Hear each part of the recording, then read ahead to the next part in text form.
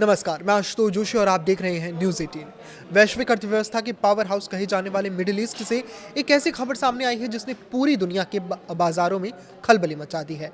जिस ओपेक यानी ओपीईसी संगठन की उंगलियों के इशारे पर दुनिया में तेल की कीमतें तय होती थी, आज उस किले में एक बहुत बड़ी दरार पड़ गई है।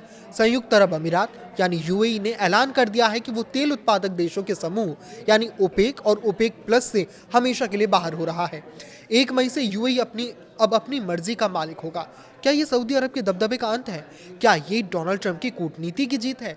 और सबसे बड़ा सवाल, क्या आप डीजल पेट्रोल के दाम आपके नियंत्रण से बाहर हो जाएंगे? आइए इस सियासी और आर्थिक महायुद्ध की गहराई में उतरते हैं और जानते हैं आखिर सच्चाई क्या है।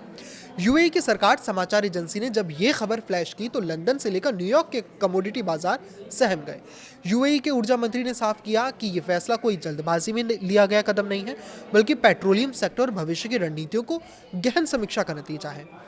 यूएई का मानना है कि आने वाले समय में दुनिया को और अधिक ऊर्जा की जरूरत होगी और ओपेक के उत्पादन कोटा यानी जितना भी प्रोडक्शन कट है उसकी बेड़ियों में बंधकर वो अपने विकास दर को धीमा नहीं करना चाहता। सीधा संदेश ये है कि अब यूएई दुनिया की मांग के हिसाब से अपना तेल बेचेगा, ना कि किसी संगठन के दबाव में। इस फैसले के पीछे केवल आर्थिक ही नहीं बल्कि गहरी सुरक्षा कारण भी छिपे हैं। हॉर्मुज स्ट्रेट, जहां से दुनिया का लगभग 20% कच्चा तेल गुजरता है, इस वक्त ईरान और इजरायल के युद्ध के चलते एक रण क्षेत्र बना हुआ है। यूएई इस बात से बेहद नाराज है कि जब उस पर ईरानी हमले हुए तो सऊदी अरब के नेतृत्व वाले खाड़ी देशों यानी जीसीसी और अरब लीग ने उसका साथ नहीं दिया।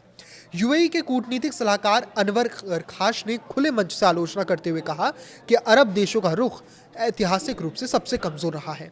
जब साथी देशों ने रक्षा नहीं की तो यूएई ने भी अब अपनी राहें अलग कर ली हैं। राजनीतिक गलियारों में इस टूट को अमेरिकी राष्ट्रपति डोनाल्ड ट्रंप की एक बड़ी जीत के रूप में देखा जा रहा है।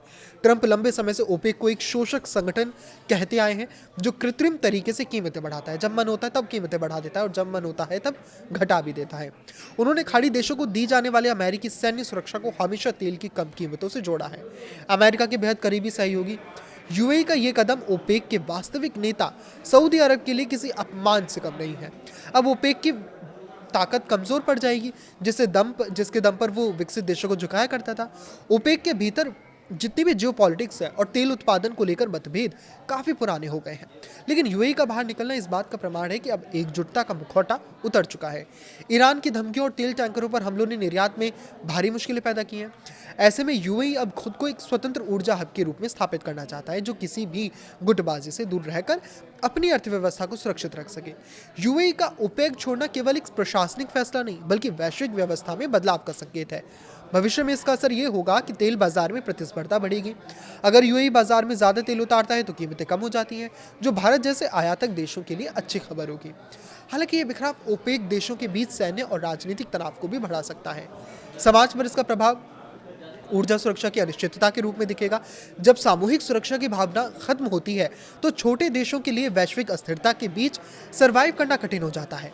आने वाले महीने ये तय करेंगे कि ये तेल की जंग दुनिया को सस्ती ऊर्जा देगी या फिर नए युद्धों की आग में झोंक देगी। इस पर आपकी क्या राय है, हमें कमेंट करके जरूर बताएं। लाइक करें, शेयर करें और इसी तरह जुड़े रहें। नमस्कार।